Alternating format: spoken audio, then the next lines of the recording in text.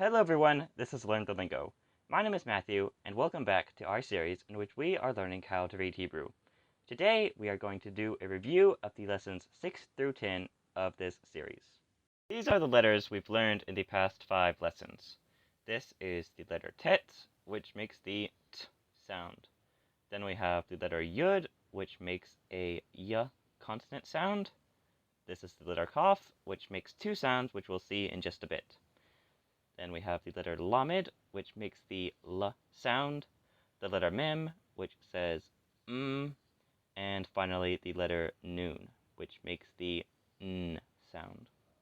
The letter kaf makes 2 sounds. If a kaf has a dot in it, called a dagesh, it makes the k sound, and if it has no dagesh, it makes the guttural ch sound.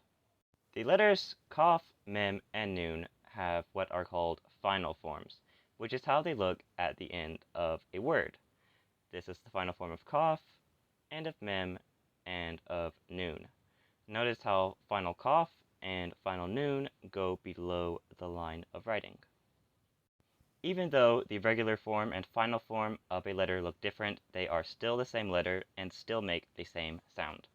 We've also learned some new vowel markers. One of these is the hirik, which is a dot that goes under a letter and makes the E sound.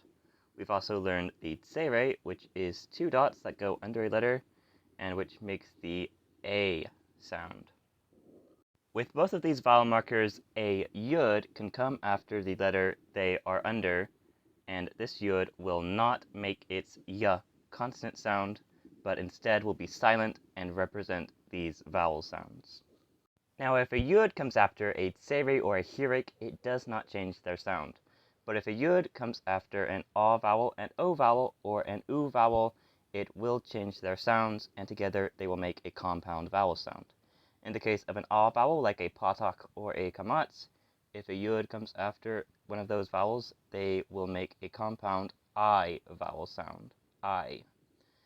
If a yud comes after an o vowel, they will make a compound oi vowel sound, and if a yud comes after an u vowel, they will make the sound ui. We have also learned the vowel marker patah shva, which is another vowel marker that makes the a sound, and we've also learned that sometimes a qamats can make an o sound. Check out lesson 10 for more details on that. And finally, we've learned that if a chet and a patah are at the end of a word, the patah makes its sound first, and they are pronounced ak instead of ha. Also, if an aleph is in the middle of a word and has no vowel marker on it, that means the aleph is not only silent, but has no effect whatsoever on the pronunciation of the word. So that's everything we've learned in the past 5 lessons. What we're going to do now is take a bunch of Hebrew words that use everything we've learned, except for the qamats making the O sound, since that happens in very few words, and we are going to put a word on the screen in Hebrew, and we're going to sound it out together. If you want, you can pause the video to sound it out yourself before we do it together. Let's start with the Hebrew word for in thumb. Remember, we start reading on the right, and the first letter is a bait with dagesh, which makes the b sound. Under the bait is a qamats, which says ah. Then comes a letter hey, which makes the h sound. Under that is a segol, which says eh. And finally, there is a final mem. Final mem makes the same sound as a regular mem. The final mem is just how a mem looks at the end of a word. It still makes the sound. Sounding it all out, we have bahem, bahem, in thumb. Now, bahem is only used when the thumb is either all males or a mixed group of male and females. In the case of thumb being all female, instead of using a mem at the end of the word, we will use a nun, a final nun, since it's at the end of the word. And the nun makes the n sound. And so this word is bahen, in thumb, feminine. Here is the Hebrew name for Noah. It starts with a letter nun, which makes the n sound. Then comes a vav with a cholam, which make the o sound. And finally, at the end of the word, there is a chet with a patah under it. Remember, chet and patach at the end of the word have the patach's sound come first, so they are pronounced ach, noach, noach, Noah. The Hebrew word for do is pretty simple. First we have a letter tet, which makes the t sound. Under that we have a patach, which makes the ah sound. And finally we have a lamed, which makes the l sound. T, al, tal, do. The Hebrew word for inheritance has all three ah vowels, the patach shva, and the qamats. This word starts with a noon, which says n. Under that is a patach, ah. Chet makes the guttural ch sound. Then comes the patach shva, which again says ah. Lamed, l, qamats, ah, and a silent hey at the end of the word, telling you the word ends in a vowel sound. Nahala, nahala, inheritance. The Hebrew word for work is pretty long. You can see I almost ran out of space. It's 5 letters long, but we can break it down bit by bit. We'll start with the mem, which makes the sound, and under the mem is a shva. Remember that shva ends a syllable, which means that this first syllable is just the sound from the mem. Then we have a lamed, l, with a qamats under it, ah. Then we have an aleph. This aleph has no vowel marker on it, which means not only is this aleph silent, but it has no effect on the pronunciation of this word, and we read the word as if the aleph wasn't there. Next we have a kaf without dagesh, which makes the guttural sound, and under the kaf is another qamats, ah.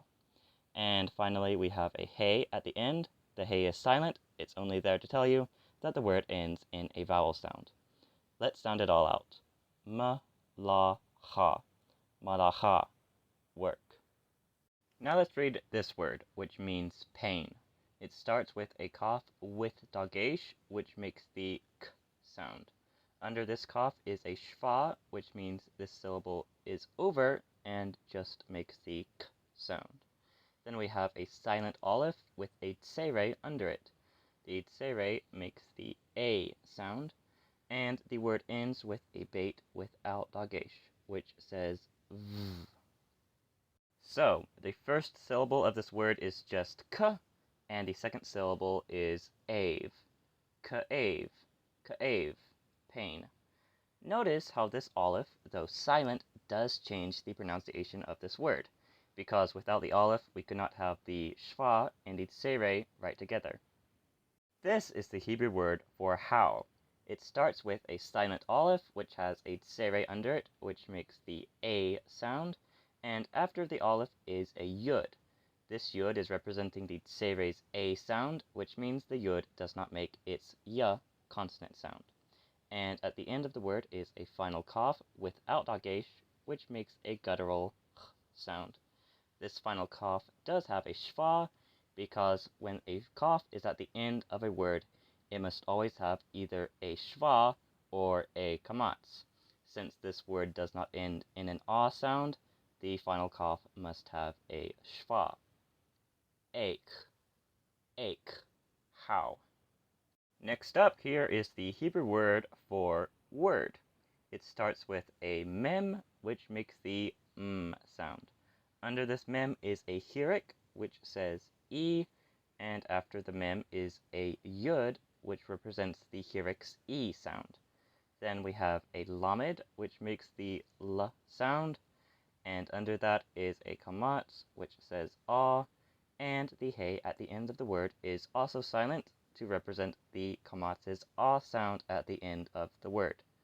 Milah, milah, word.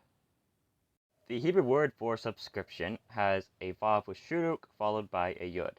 Let's see how it sounds. This word starts with a mem, which makes the sound. Under this mem is a hirik, which says e. This hirik is not represented by a yud. Then comes a nun, which says n, and then comes the vav with shuruk and yud. These together make the sound ui. So this word is minui, minui, subscription. And finally, the word my enemies, which you can find a lot in the Psalms, has both an O vowel followed by a yud and an A vowel followed by a yud. Let's sound it out. This word starts with a silent aleph, and there is a cholam haser with this aleph. The cholam haser makes the O sound, and it is followed by a yud, and those together make the oi sound. Under this yud is a shva, which means this syllable is over. Now normally, when a yud is representing a vowel sound, it won't need a shva, even if it's at the end of a syllable in the middle of a word. However, if a yud is part of a compound vowel sound, it will have a shva in this case. Moving on, we have the letter beit without dagesh, which makes the v sound, and under the beit is a patah, an A vowel, followed by a yud. These two sounds together make the I sound. Sounding it all out, we have oi vai, my enemies. And that's all for today. If you enjoyed this video, please consider subscribing to my channel and turning on notifications so you can know when I make a new video. Also, I would really appreciate it if you gave this video a like and shared it with your friends who you think would like to learn Hebrew. Goodbye.